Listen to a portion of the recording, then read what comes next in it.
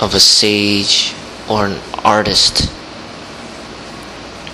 it can very easily lead people in a destructive path. I'm coming to the point where I'm almost seeing that it might be better to not be identified with martial arts whatsoever in order to be farther away from this ego. Because in order to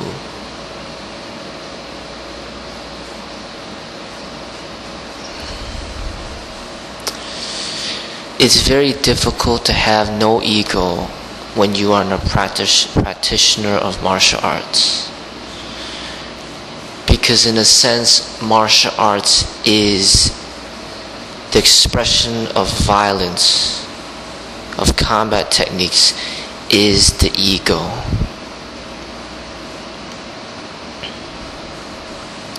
And to balance out the ego with no ego, it is a very difficult thing to do.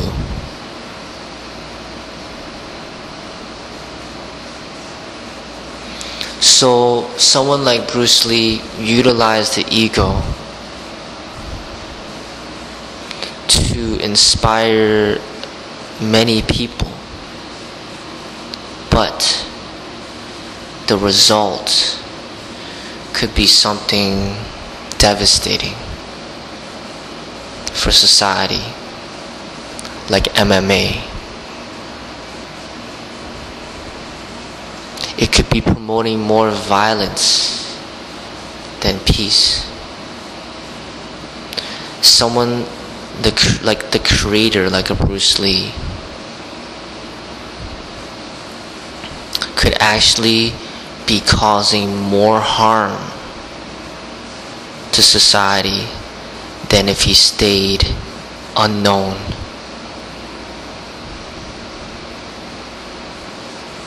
So if all the people that practiced MMA, if MMA did not exist, and then they all practiced dance, something more peaceful, that would be better. But if everybody practices a way of combat and they wish to hurt each other in order to express their talents, that is worse for society. So being a leader or a master is a very difficult position to be in, because actually you can be causing more harm than good for society.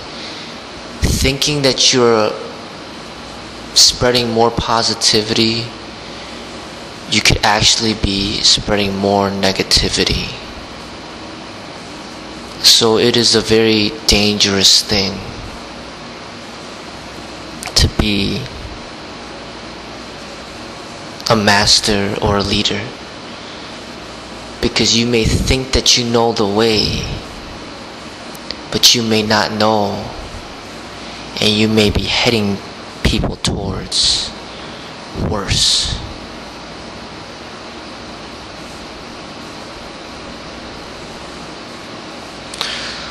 So it is a very delicate thing. And simply by watching these Bruce Lee movies after 7 years and seeing how it made me feel within,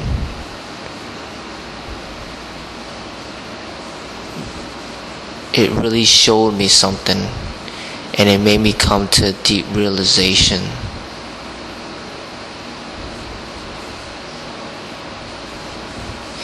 that maybe sometimes it is best to stay silent.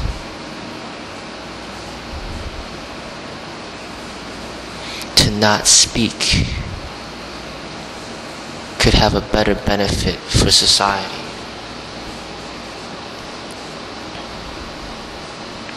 But the issue arises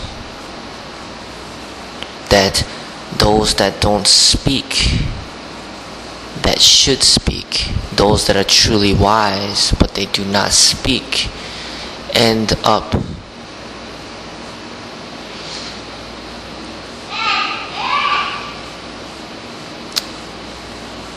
contributing to a worse society, because it seems that everybody is speaking when they should not be speaking. There's a lot of ignorance, a lot of individuals that are guiding people in horrible paths, that are commercializing their way as being the true way when it is false.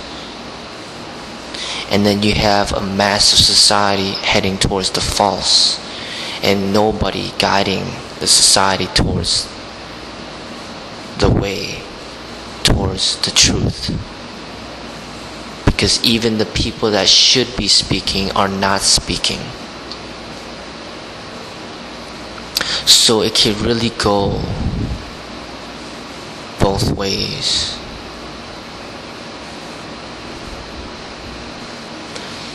And I've always viewed Bruce Lee as contributing something positive to my life and the lives of many others. But for the first time, I realized a part of the negative is that when you are inspired by somebody to enhance your ego,